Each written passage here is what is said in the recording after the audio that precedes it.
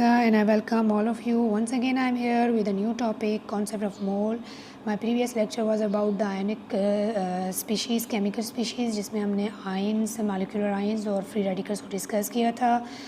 So before going to start the topic, I request all of you, please if you are new then subscribe my channel, like this video, share it and also do comments. अगर आपने कोई comment करना है, कोई question करना है या इसी से रिलेटेड आपने कोई कन्फ्यूजन दूर करनी है तो प्लीज़ कमेंट कीजिएगा, क्वेश्चन कीजिएगा. और अब हम अपना ये कॉन्सेप्ट ऑफ मोल जो है इसको स्टार्ट करते हैं. इसमें मैं आपको मोल की definition with symbol examples and relationship between the mole and mass जो है वो डिस्कस करेंगे हम. ये बहुत इंपॉर्टेंट क्वेश्चन है. मोल का हर एग्ज़ाम में, हर पेपर में, जितने भी केमिस्ट्री से रिलेटेड हमारे टेस्ट होते हैं उनमें मोल का ज़रूर कोई ना कोई क्वेश्चन आता है किसी न किसी सूरत में. तो चलिए हम इसको डिफ़ाइन करते हैं. The atomic mass, molecular mass, formula mass और ionic mass of a substance expressed in grams is called a mole. यानी हम एटॉमिक मास को या मॉलिक्यूलर मास को जब ग्राम्स में एक्सप्रेस करते हैं किसी भी सब्सटेंस के तो उसको हम मोल कहते हैं. एटॉमिक मास हमारे पास पीरियोडिक टेबल में मेंशन है हर एलिमेंट का. मॉलिक्यूलर मास जो है वो कैसे हम लेते हैं इस तरह से, जैसे अब एटॉमिक मास हमारे पास है तो हर एलिमेंट, जितने भी एलिमेंट्स आपस में मिलके या एटम्स आपस में मिलके मॉलिक्यूल बनाते हैं तो उन सब का अगर हम एटॉमिक मास प्लस करेंगे, सम करेंगे तो वो हमारे पास मॉलिक्यूलर मास आ जाएगा. इसी तरह से फार्मूला मास यानी आयोनिक कंपाउंड्स के लिए ये टर्म यूज़ होती है, आयोनिक मास और फार्मूला मास. आयंस जिन्होंने मिलके एक फार्मूला बनाया है, फार्मूला यूनिट, एक आयोनिक कंपाउंड बनाया है, उन आयंस का एटॉमिक मास जब हम प्लस करते हैं तो वो हमारे पास आ जाएगा आयोनिक मास. ठीक है, उनका सबका एटॉमिक मास प्लस करने से हमारे पास आयोनिक मास आ जाएगा. तो ये सारे मैसेज जो हैं ये हमारे पास AMU यानी केमिस्ट्री में हम इसको ये यूनिट देते हैं, लेकिन चूँकि हम जब मोल को डिस्कस करें तो मोल में हम ये AMU की जगह ग्राम्स यूज़ करते हैं. इसको मैं विद एग्जांपल आपको नीचे आके समझाऊंगी टॉपिक में लास्ट में तकरीबन. तो अब हम इसका सिंबल देखते हैं. इसका जो सिंबल है वो है जी MOL. यही इसकी यूनिट है. न्यूमेरिकल्स में हम इसको MOL ही यूज़ करते हैं. एग्जांपल इसकी मैंने यहाँ पे मेंशन की हुई है आपके लिए. Atomic mass of carbon express in grams, तो वो हमारे पास एटॉमिक मास ऑफ कार्बन है 12 ग्राम्स. अब 12 ग्राम्स ऑफ कार्बन जो है वो 1 मोल ऑफ कार्बन की इक्वल है. ठीक है, क्योंकि हमने इसको ग्राम में किया, एक सिंगल एटम है तो उसका हमने ग्राम्स में 12 ग्राम है तो वो एक हमारे पास मोल है.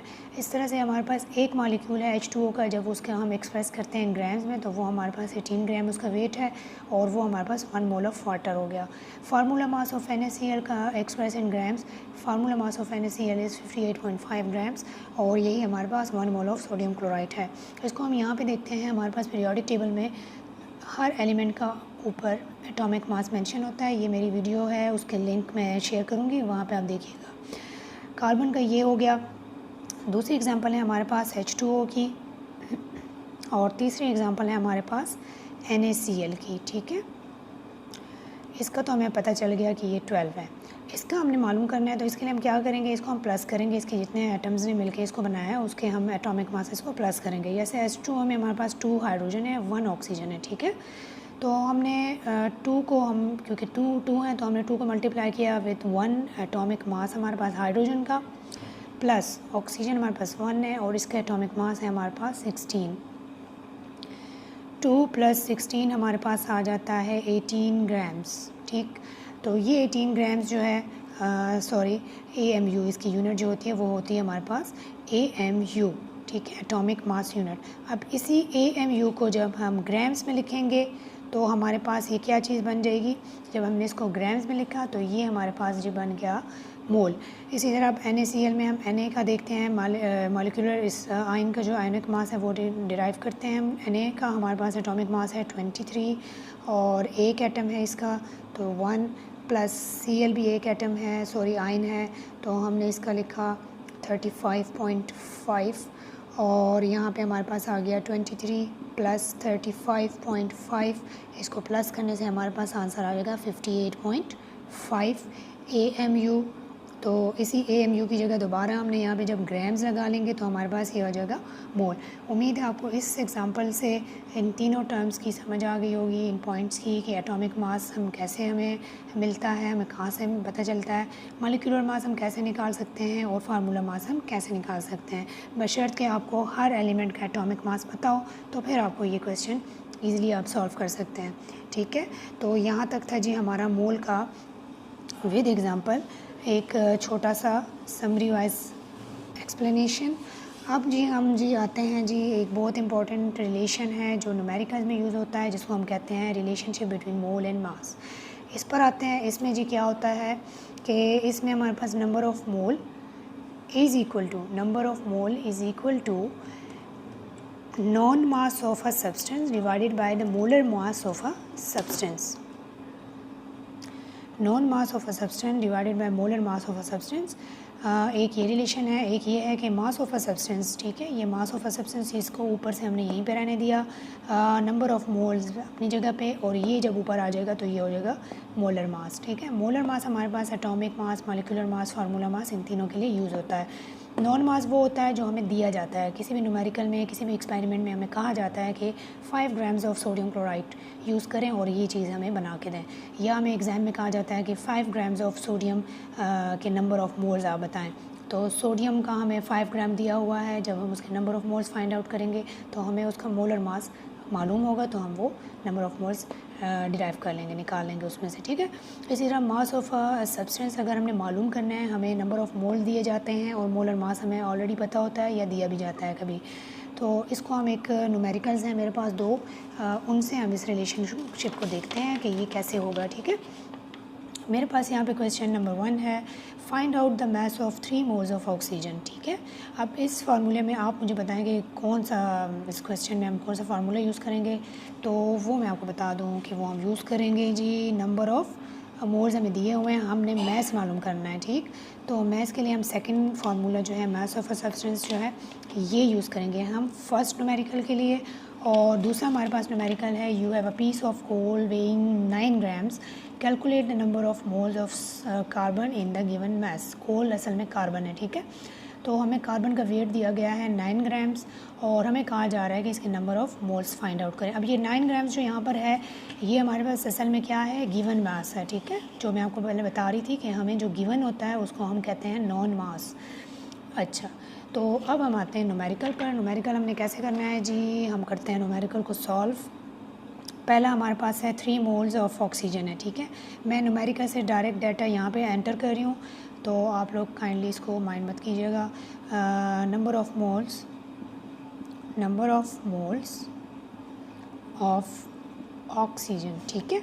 ऑक्सीजन यहाँ पे हमें एटॉमिक फॉर्म में है, इसलिए हम इसके number of moles find out करेंगे, इसका मास फाइंड करेंगे, तो उसमें हम इसका एक एटम लेंगे। ये हो गया। अब हमें कहा जा रहा है कि आप मास मालूम करें, मास ऑफ ऑक्सीजन मालूम करें।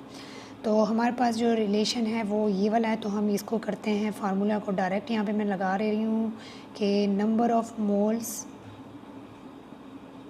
मल्टीप्लाई बाय मोलर मास, ठीक है, मोलर मास। अब हम आते हैं नंबर ऑफ़ मोल्स है 3 और मोलर मास ऑफ ऑक्सीजन जो है वो है 16, तो 16 मल्टीप्लाई बाय 3 हमारे पास आ जाता है 48, if I am not wrong, 48 आ गया। और ये हमारे पास आ जाता है इसका ग्राम्स में वेट, ठीक है। मास ऑफ ऑक्सीजन आ गया हमारे पास 48 ग्राम। ये इस तरह के बहुत से MCQs में भी ये न्यूमेरिकल्स आ जाते हैं और आपको क्वेश्चन भी दिया जाता है, तो आप ये इसी फार्मूले से सॉल्व कीजिएगा। अब हम आते हैं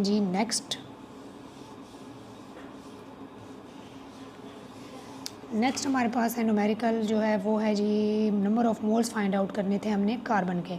तो नंबर ऑफ़ मोल्स का फार्मूला मैं नंबर ऑफ़ मोल्स यहाँ पे शॉर्ट करके लिखती हूँ ऑफ कार्बन, ठीक है। और हमारे पास है गिवन वेट या given mass divided by molar mass. Short करके, टाइम शॉर्ट, वीडियो बहुत लंबी हो जाएगी इसलिए मैं इसको शॉर्ट कर रही हूँ, मोलर मास।